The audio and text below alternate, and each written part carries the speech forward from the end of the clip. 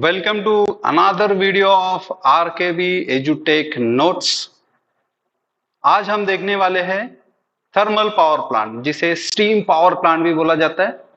तो जैसे कि इसका नाम ही हमें बता रहा है कि thermal, that's means heat energy. तो कोई ना कोई फ्यूल को हम बर्न करेंगे और उसमें से थर्मल एनर्जी बाहर निकालेंगे। अब इस थर्मल एनर्जी का हमें करना क्या है? तो इस थर्मल एनर्जी को हम यूज करेंगे ताकि हम वाटर को स्टीम में कन्वर्ट कर सके। तो इसलिए इस प्लांट को थर्मल पावर प्लांट भी बोला जाता है या बहुत बार स्टीम पावर प्लांट भी बोला जाता है। और ये जो स्टीम हम जनरेट करेंगे, इसको हम यूज करेंगे किसी स्टीम टरबाइन को घुमाने के लिए। और जब स्टीम टरबाइन घूमेगा तो उसकी पावर हम जनरेटर को देंगे और हम इलेक्ट्रिकल पावर जनरेट करेंगे। तो हम थर्मल एनर्जी को इलेक्ट्रिकल पावर में, इलेक्ट्रिकल एनर्जी में कन्वर्ट करने वाले। अब ये लेआउट होता कैसे, कैसे ड्रॉ करना है और ये कैसे काम करता है, तो आज का वीडियो में हम वही कवर करने वाले। सो देखते हैं। जैसे कि इसका नाम सजेस्ट कर रहा है कि यहाँ पे हमें स्टीम बनानी है। अब जब स्टीम बनानी है तो हमारे पास कोई ना कोई प्रेशर वेसल होना चाहिए, बॉयलर होना चाहिए। तो हम यहाँ पे एक बॉयलर बना लेते हैं।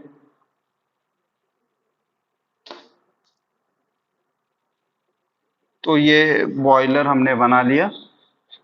अब बॉयलर है तो बॉयलर में स्टीम बनाने के लिए हमें वाटर सप्लाई करना पड़ेगा। तो हम यहां से सॉफ्ट फ्रेश वाटर सप्लाई करते हैं। सो वाटर इन,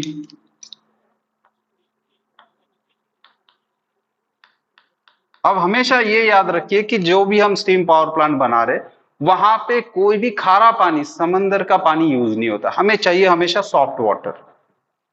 अब सॉफ्ट वाटर की होती है कमी, क्योंकि वो सॉफ्ट वाटर या तो हम किसी लेक से लेंगे या रिवर से लेंगे या किसी कैनल से लेंगे। सो वो हर बार हमें उतनी ही क्वांटिटी में मिलना मुश्किल है। तो हम करते क्या है कि जो भी स्टीम है उसको फिर से रिसर्कुलेट करते हैं। देखते हैं कि कैसे रिसर्कुलेट करना है। सो अभी हमारे पास एक बॉयलर है और इस बॉयलर में हमने फ्रेश सॉफ्ट वाटर सप्लाई कर दिया है। तो ये बॉयलर के अंदर वाटर आ गया। अब वाटर को हीट करना है, तो हीट करना है तो हमारे पास एक फर्नेस होना चाहिए। तो हम यहाँ पे फर्नेस बना रहे। सो ये हो गया फर्नेस। सो बॉयलर के नीचे ही हमने फर्नेस बना दिया। अब ये फर्नेस करता क्या है? फर्नेस में फ्यूल को बर्न किया जाता है। और कोई भी फ्यूल अगर बर्न करना है तो हमें पता है उसको एयर चाहिए, ऑक्सीजन चाहिए। तो हम यहाँ पे फ्यूल भेजेंगे और साथ में एयर भेजेंगे। अब ये फ्यूल हो सकता है कि कोयला हो या कोई लिक्विड फ्यूल हो या फिर कोई गैस फ्यूल हो। सो फ्यूल और एयर फर्नेस में भेजेंगे, वहां वो बर्न होगा। बर्न होगा तो होगा क्या? Heat energy, thermal energy generate हो जाएगी। अब ये जो भी थर्मल एनर्जी यहाँ पे बर्निंग ऑफ फ्यूल से बन रही है, इस थर्मल एनर्जी को हम बॉयलर वाटर को सप्लाई करेंगे। अब ये वाटर होगा क्या? हीट होगा, बॉइल होगा और स्टीम में कन्वर्ट हो जाएगा। तो ये स्टीम यहां पे कलेक्ट हो जाएगी। अब जैसे ये स्टीम बनना शुरू हो गया तो हम इमीडिएटली इस स्टीम को टरबाइन के तरफ नहीं भेजते, क्योंकि अभी स्टीम में उतनी पावर नहीं है कि वो टरबाइन को घुमा सके। तो हम वेट करते तब तक जब तक सफिशिएंट प्रेशर जनरेट ना हो। सो ये बॉइल होते जा रहा है, स्टीम जनरेट होती जा रही है और ज्यादा स्टीम यहाँ पे जमा होती जा रही है। अब स्टीम में क्या हो रहा है? प्रेशर बिल्ड हो रहा है। अब जब टरबाइन को घुमा सके इतना प्रेशर जब इसमें आ जाएगा तो तब हम इस स्टीम को अलाउ करते हैं स्टीम टरबाइन के तरफ जाने के लिए। तो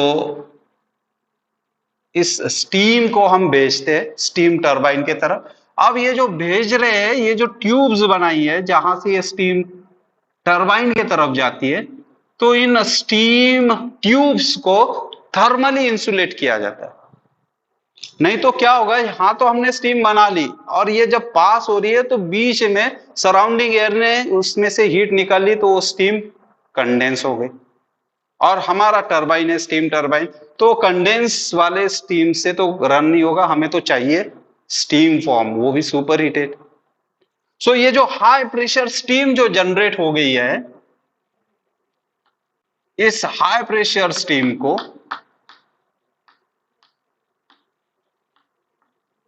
ये हाई प्रेशर स्टीम जो हमें चाहिए मोस्टली सुपर हीटेड फॉर्म में, तो ये super heated high pressure steam ये हम भेजेंगे टरबाइन के तरफ। अब टरबाइन, ये हाइड्रोलिक टरबाइन से थोड़ा अलग टरबाइन होता है। अब ये जो स्टीम टरबाइन है, इसका रिप्रेजेंटेशन ऐसा होता है कि सामने की तरफ इसका एरिया कम है और पीछे की तरफ जैसे जैसे जाएंगे तो एरिया बढ़ते जा रहा है। सामने की तरफ एरिया कम और ये एरिया बढ़ते जा रहा है। तो होता क्या है, जब ये high pressure steam small area में आती है तो अब ये एक्सपांड होने की कोशिश करेगी और एक्सपांड होते समय ये इसके अंदर के रोटर को घुमा देती है, ब्लेड्स को घुमा देती है। तो ये स्टीम यहां अंदर आएगी, ब्लेड को घुमाते हुए बाहर निकल जाएगी। तो स्टीम में जितनी एनर्जी थी, प्रेशर एनर्जी, तो स्टीम में जो प्रेशर एनर्जी थी वो प्रेशर एनर्जी को हमने यूटिलाइज किसमें किया, टरबाइन के रोटर को घुमाने के लिए। तो स्टीम की pressure energy get converted into mechanical energy in the form of rotation of shaft. तो ये जो टरबाइन का शाफ्ट है ये अब रोटेट होना शुरू हो जाएगा।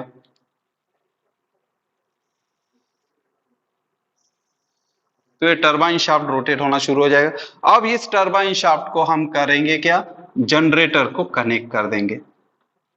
अब जनरेटर वो यूनिट है जो मैकेनिकल एनर्जी को इलेक्ट्रिकल फॉर्म में कन्वर्ट कर सकता है। तो ये जनरेटर है। सो हमने इस टरबाइन शाफ्ट को जनरेटर शाफ्ट के साथ कनेक्ट कर दिया है। जब स्टीम टरबाइन से पास होगी तो ये रोटर को रोटेट करेगी और हमें प्रेशर एनर्जी का कन्वर्जन मिलेगा यहां पे in the form of rotation of shaft. अब ये स्टीम से घूमने वाला टरबाइन है, so this is called steam turbine.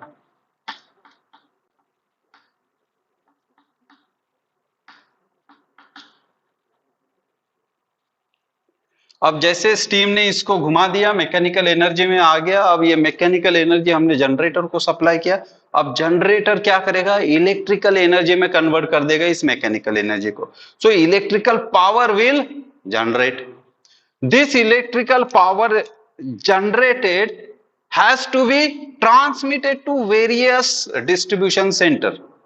तो यहां जो जनरेट हो गई है पावर, उसे हमें बहुत दूर तक भेजना है। तो वो जो भेजना है उसमें होता क्या है कि पावर लॉस हो जाती है। हर इलेक्ट्रिकल कंडक्टर में रेजिस्टेंस होता है, तो वो रेजिस्टेंस इस पावर को ड्रॉप कर लेता है।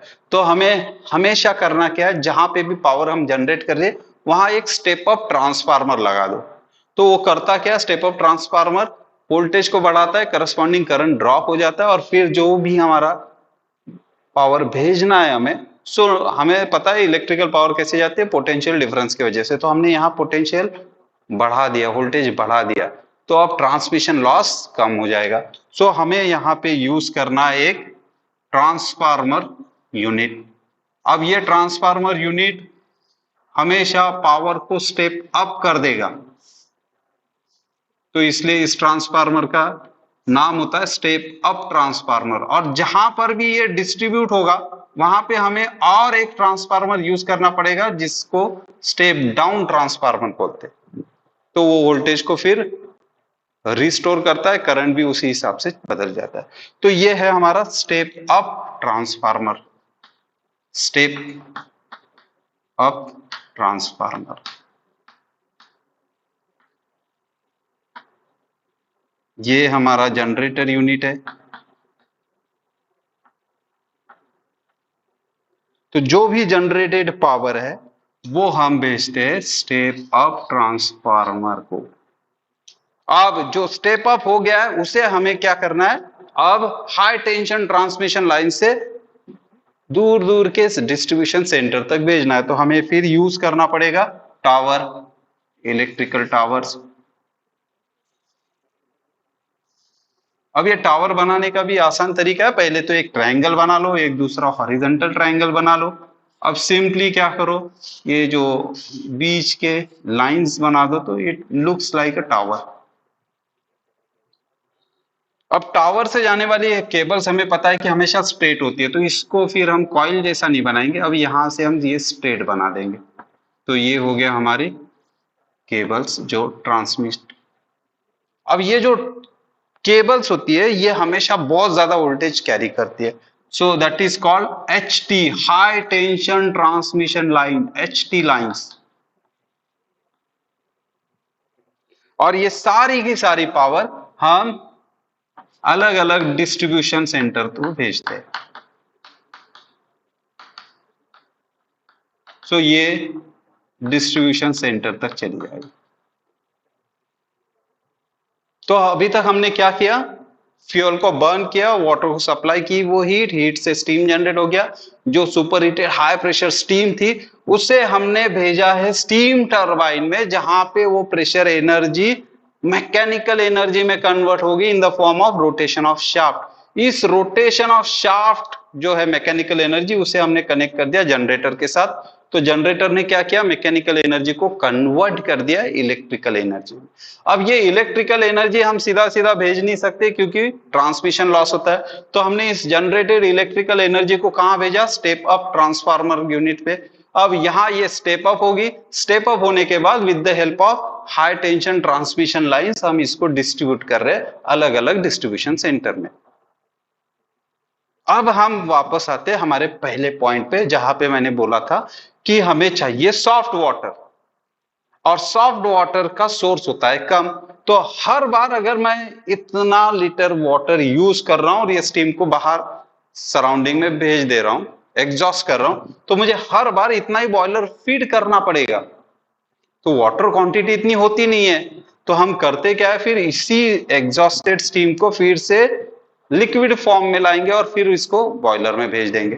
तो ये स्टीम बार बार बॉयलर में जाएगी, और जो थोड़ा बहुत लॉस हो गया है उसके लिए उतना ही थोड़ा सा अमाउंट में वाटर ऐड करेंगे, अदरवाइज हमें हर बार बहुत ज्यादा वाटर की जरूरत पड़ेगी। अब इस स्टीम को हमें लिक्विड में कन्वर्ट करना है, तो उसके लिए हम इसको क्या करेंगे, इसको हम भेजेंगे कंडेंसर यूनिट से। तो इस स्टीम को, अब इस स्टीम को बोलते हैं एग्जॉस्टेड स्टीम। क्यों एग्जॉस्टेड बोलते हैं, क्योंकि इसमें जितनी पावर थी वो ऑलरेडी स्टीम टरबाइन को घुमाने में चली गई।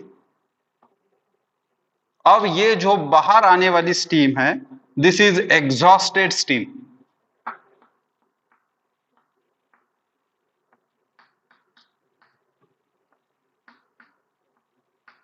अब इस स्टीम में इतनी पावर नहीं कि वो और किसी टरबाइन को घुमा सके, तो हम अब इस बची हुई स्टीम को क्या करते हैं, कंडेंसर यूनिट से भेजेंगे।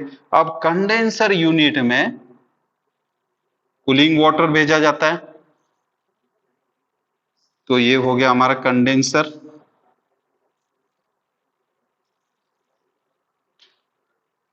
अब इस कंडेंसर की ट्यूब से स्टीम पास हो रही है और हम इस कंडेंसर का कूलिंग वाटर सप्लाई कर रहे हैं।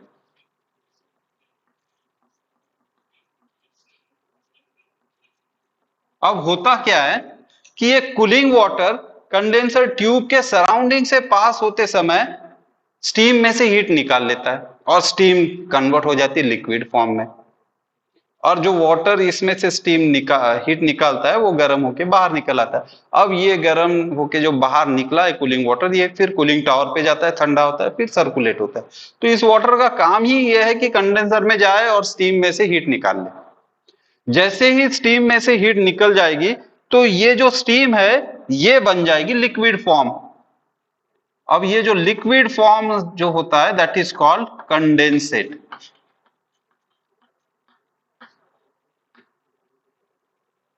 So with the help of condenser,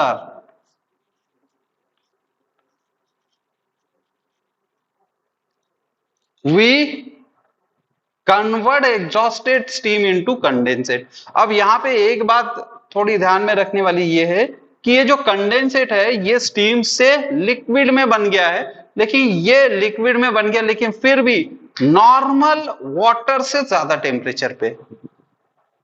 imagine करो 100 डिग्री सेंटीग्रेड वाली स्टीम यहां से पास हो रही है, वाटर आ गया, उसने लैटेंट हीट निकाल लिया, तो ये जो बन गया है ये स्टीम 100 डिग्री सेंटीग्रेड वाला लिक्विड बन गया है। तो 100 डिग्री सेंटीग्रेड वाला कंडेंसेट जो है, अगर मैं वो बॉयलर में भेजता हूं तो अब 100 से फिर से स्टीम बनाने के लिए मुझे कम हीट देनी पड़ेगी। अगर मैं ये कंडेंसेट नहीं भेजता हूं तो मैं फ्रेश वाटर फिर से टैप करूंगा, तो फ्रेश वाटर को स्टीम में बनाने के लिए ज्यादा हीट देनी पड़ेगी। तो कंडेंसेट को रीसर्कुलेट करने का हमारा दो फायदे होते हैं। एक तो वाटर कंजम्पशन कम हो जाता है, दूसरा जो हीट लगने वाला है स्टीम जनरेट करने के लिए, टोटल हीट रिड्यूस हो जाएगी। दैट्स मीन्स हमारा जो प्लांट है वो इकोनॉमिकली रन करेगा। सो इसलिए अब इस कंडेंसेट को हमें वापस बॉयलर में डालना है। अब बॉयलर में तो पहले से ही बहुत ज्यादा प्रेशर है, तो ये सीधा सीधा तो जाएगा नहीं, तो हमें करना क्या पड़ेगा, इस कंडेंसेट को प्रेशराइज करके इस बॉयलर के अंदर ढकेलना पड़ेगा।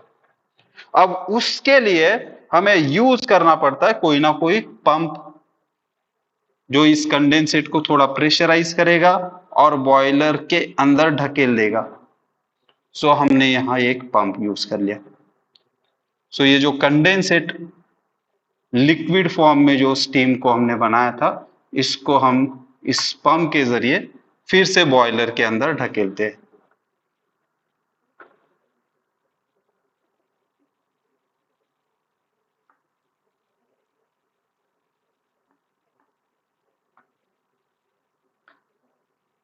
अब ये पंप कर क्या रहा है, इस कंडेंसेट को फीडबैक कर रहा है to boiler. So this pump itself called as feedback pump.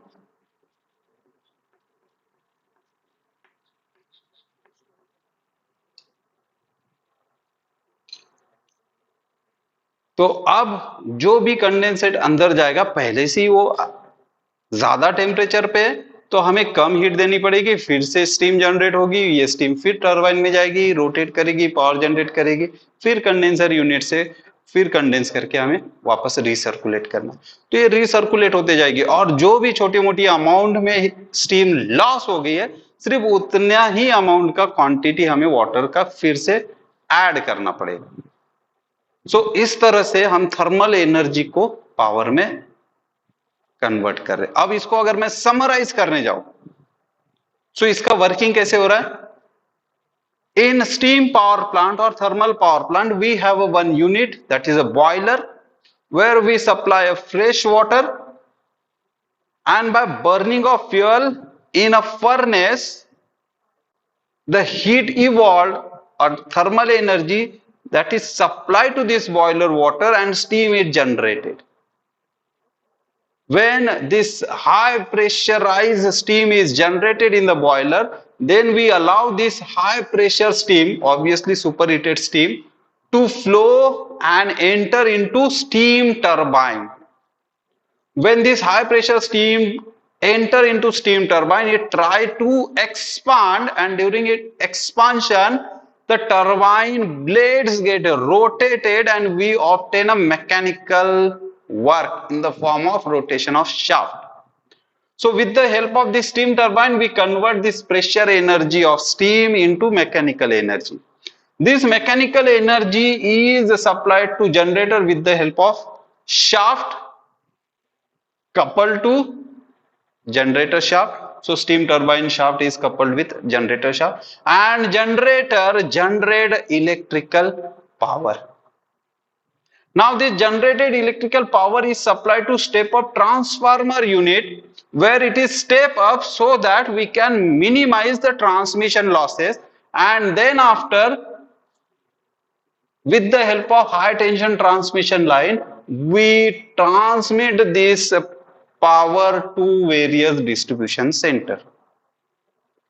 Now the steam, after work done, that exhausted steam which don't have any power to run any other turbine, that exhausted steam is then supplied to condenser unit, where cooling water extract the latent heat and convert the steam into liquid form that is known as condensate. This condensate is fed back to the boiler with the help of feedback pump, and hence we convert thermal energy of fuel into electrical energy with the help of thermal power plant.